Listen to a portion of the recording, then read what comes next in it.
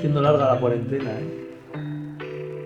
Tengo pensamientos de hacer locuras, ¿eh?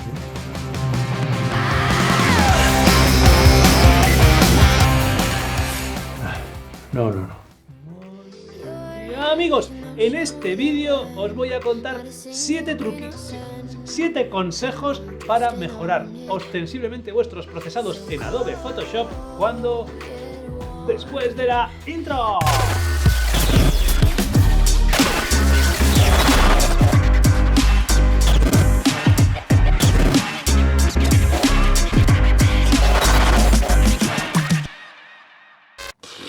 Correcto, amigos, en este vídeo quiero daros 7 trucos básicos para que mejoréis ya no solo vuestros procesados, sino vuestra experiencia con Adobe Photoshop. No me quiero enrollar mucho, así que vamos a empezar a numerarlos. Número 1. Espacio de trabajo ordenado. En fotografía es súper básico, súper esencial el ser bastante ordenados. Y tenemos que tener en cuenta que Photoshop es una aplicación tremendamente compleja que no está destinada a fotógrafos exclusivamente, sino también a diseñadores gráficos, a ilustradores, a un montón de gremios. Incluso dentro de la fotografía tenemos que ser conscientes que poco tiene que ver lo que necesita un fotógrafo de paisaje, por ejemplo, con un fotógrafo de moda o con un fotógrafo deportivo. Por eso es muy importante que nuestro espacio de trabajo sea exactamente lo que necesitamos, ni más ni menos. Lo que tenemos que conseguir es dejar un espacio de trabajo con el que estemos a gusto, que contenga exactamente las ventanas, las herramientas que vayamos a utilizar.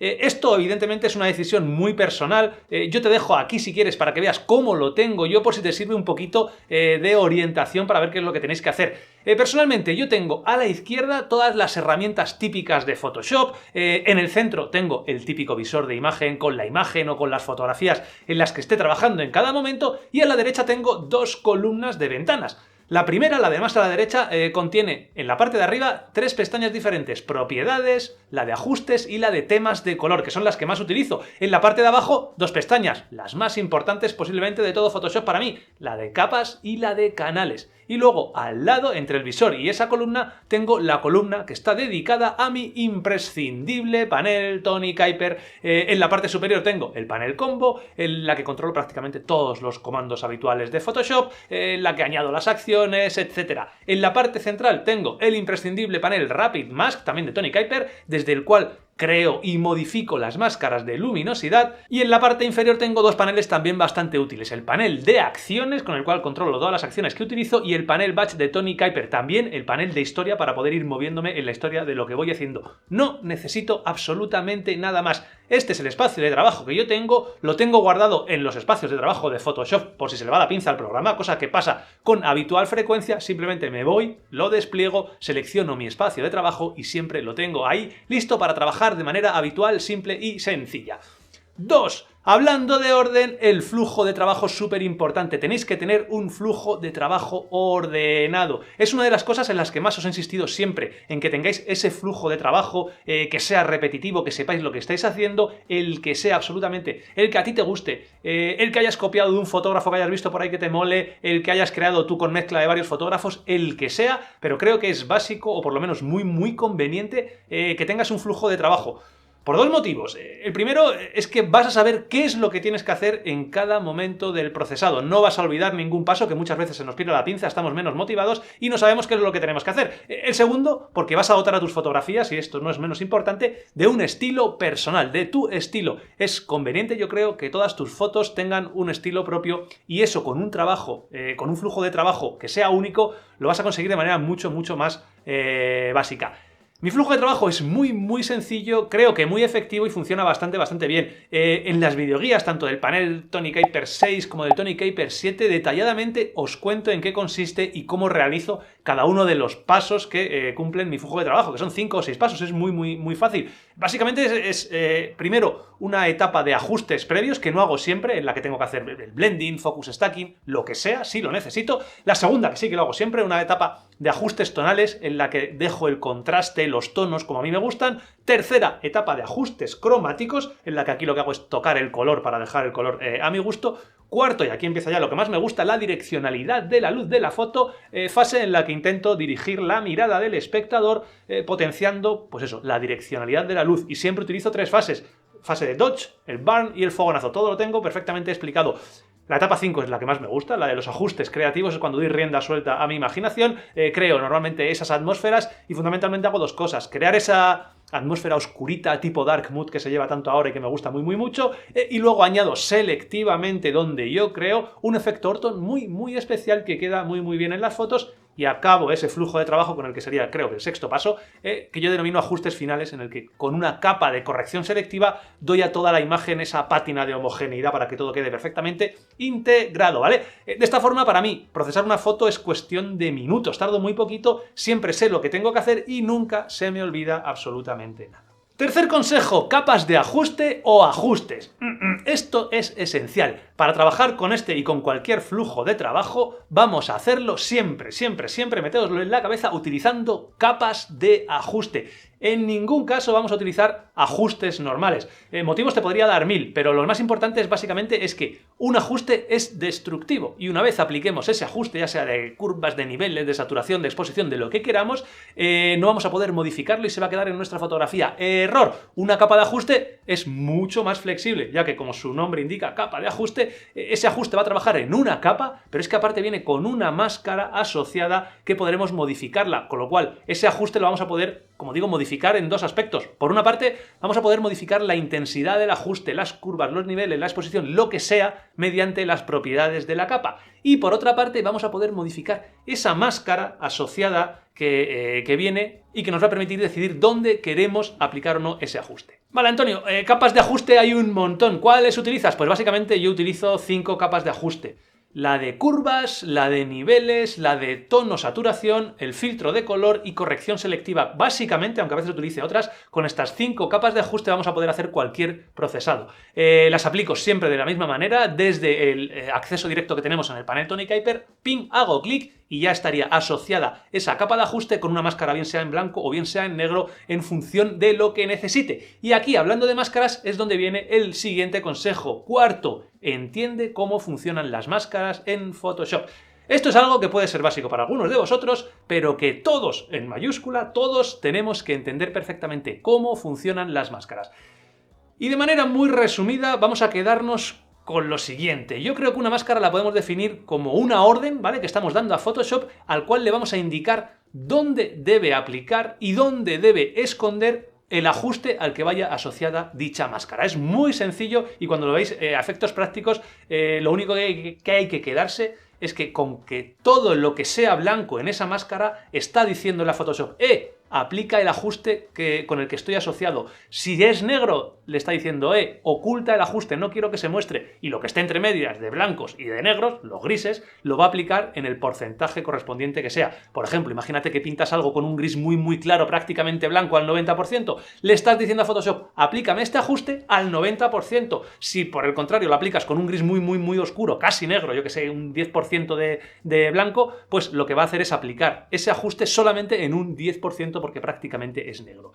Esto, que parece difícil, hay que entenderlo y es absolutamente básico, ya que es lo que vamos a usar para realizar ajustes selectivos, al poder nosotros pintar en las máscaras y de esa manera indicar a Photoshop dónde queremos o dónde no queremos que se aplique ese ajuste, esas curvas, esos niveles, lo que sea. Y relacionado con ese pintar, con ese crear, con ese modificar las máscaras, viene el siguiente consejo. Voy a dar la vuelta.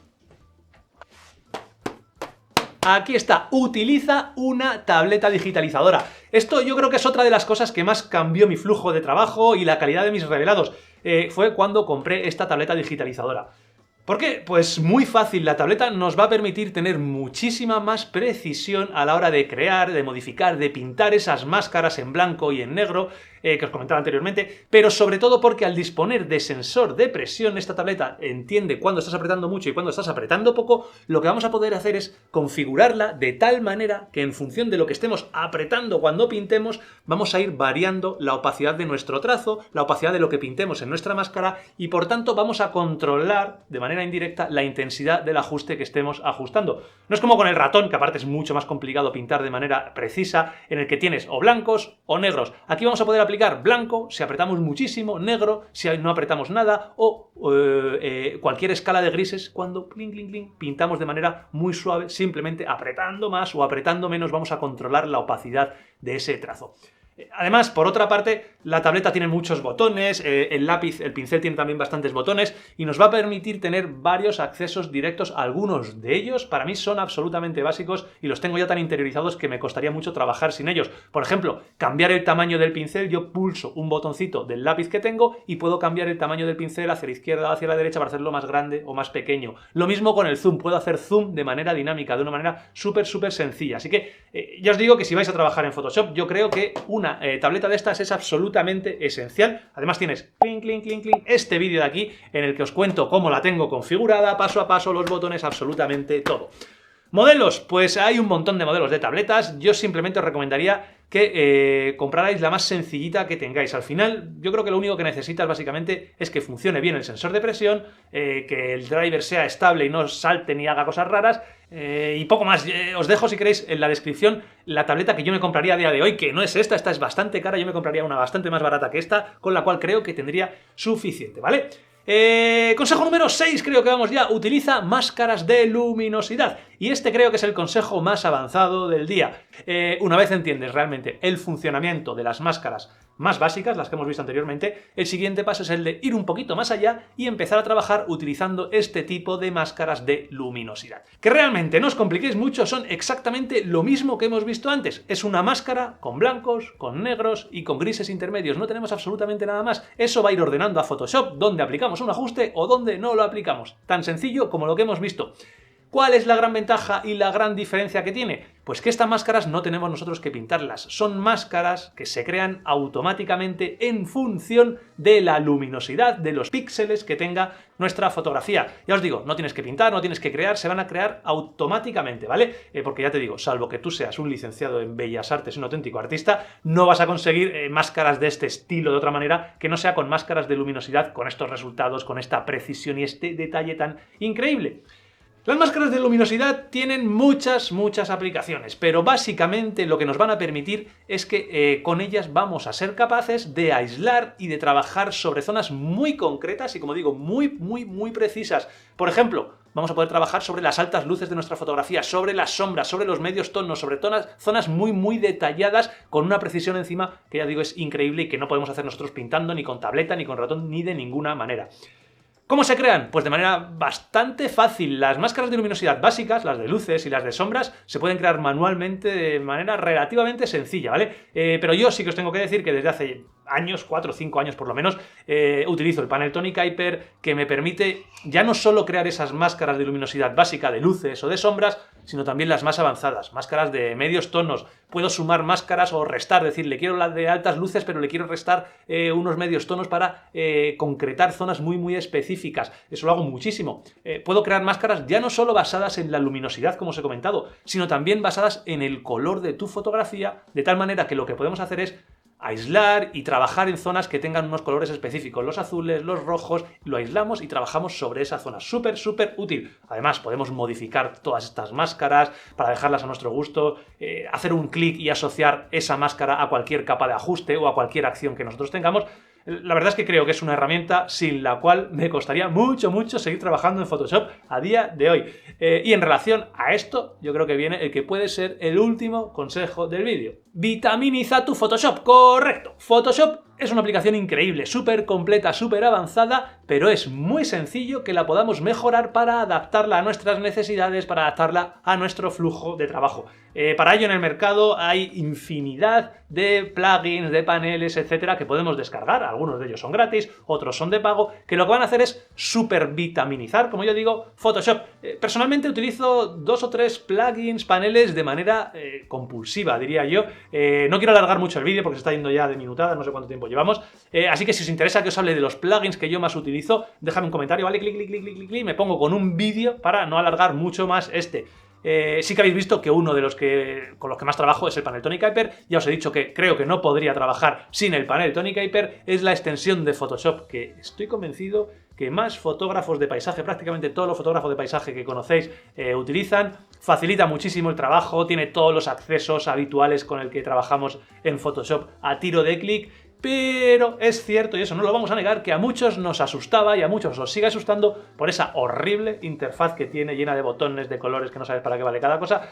Por eso, lo que he estado pensando esta semana es que aunque yo ya tengo la videoguía del panel en la cual os cuento absolutamente todo al detalle para qué vale cada cosa, cómo trabajar con el flujo de trabajo, cuál es mi flujo de trabajo, os cuento procesados completos y podéis descargar desde aquí si queréis, pero si no queréis descargarla, lo que puedo hacer esta semana es hacer un vídeo express al estilo del que hice hace 2 semanas ya de Capture One, en el que os puedo enseñar todos los aspectos básicos del panel y que así todos los que queráis pues podéis empezar a manejarlo de manera súper sencilla. Así que decidme si queréis que haga ese vídeo del panel Tonic Hyper si os interesa o que haga cualquier otra cosa. Y nada más, amigos, espero que estos consejos os hayan sido de utilidad, espero que tengáis vuestro Photoshop ya desmitificado y que lo tengáis tal y como a vosotros os guste, empezar a trabajar, enseñarme vuestras fotografías y, amigos, como siempre, me despido de vosotros. Nos vemos. Le meto cera. La barba no me atrevo, pero al pelo le meto aquí, me pego una rapada buena. No me atrevo. Le meto. Hostia, ¿y esto para qué vale?